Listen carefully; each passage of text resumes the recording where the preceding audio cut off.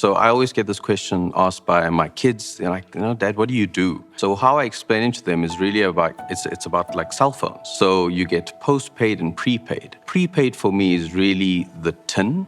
So where you have a high investment initially, and then postpaid is really the cloud space, where you're leasing and managing and securing that environment in the cloud, and you're buying the service.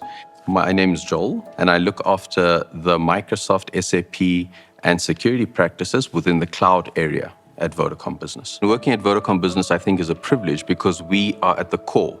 Connectivity being a key player within the cloud space is absolutely key to driving that cloud adoption journey. And with that, we've actually created some partnerships with large OEMs and hyperscalers. So some of the options that we have are the likes of a Microsoft, AWS, Huawei, Google, etc. And now our own VDC, Vodacom Data Center. So we're able to provide a breadth of opportunities to customers to be able to pick and choose. And we can also advise them on which areas to go for when they're able to scale. These partnerships have actually been agreed from a Vodafone level. So we have the power of the mothership being able to negotiate offerings that we can take into the market in South Africa, and that'll empower actually the African continent with those partnerships. Cloud within the SME space has been a growing market for us, and actually that area for us is the highest growing within Vodacom Business, specifically within this cloud space. Moving from on-premise to cloud, not only is it a technical change, there's an enablement piece that needs to be done for the individuals within the organization, because the ways that you used to work before are not necessarily the ways you'll have to do it in the future.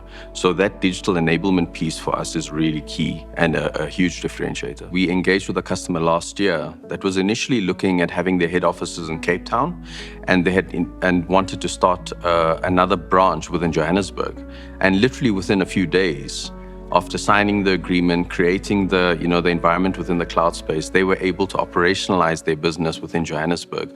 So the opportunity to build and scale is just so much faster with cloud. Gone are the days of waiting for procurement, buying the tin, placing the orders, etc.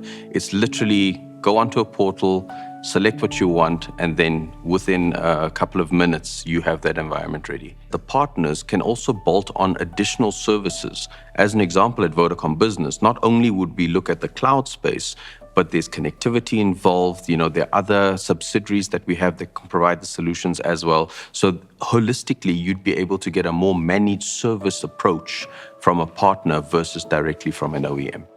Everyone knows Vodacom as a telco. We've really now starting to change that to a techco space. I mean, where we started off 30 years ago, where we were focused on just the core of what a telco did, I think we've done so well in being able to acquire additional businesses and being able to service our customers across anything and everything cloud. So we've really come heaps and bounds when we come to, the value-added services that Vodacom can offer. Yeah, so moving to the cloud is not necessarily just a leave and drop and go, right? And there are a couple of tick boxes that you need to run. For example, if you've got a managed services with Vodacom, they allow you to monitor, they allow you to secure your environment, they allow you to kind of do your backup and DR. If you have put your information on our Vodacom data center, we can use any of the other hyperscalers as the fallback or the failover so that your information is always resilient, right? So you won't ever have that drop in productivity if you wanted to engage your workloads. So not only is it, just moving to the cloud, it's about how you do your business and how you make it more efficient. So it's really about optimization. The conversations have now moved over to what do we do once we're in the cloud? We'll have to go through a data journey, and with that data and being able to clean that data, you'll see the automatic evolution of AI being integrated. The adoption of cloud has to happen.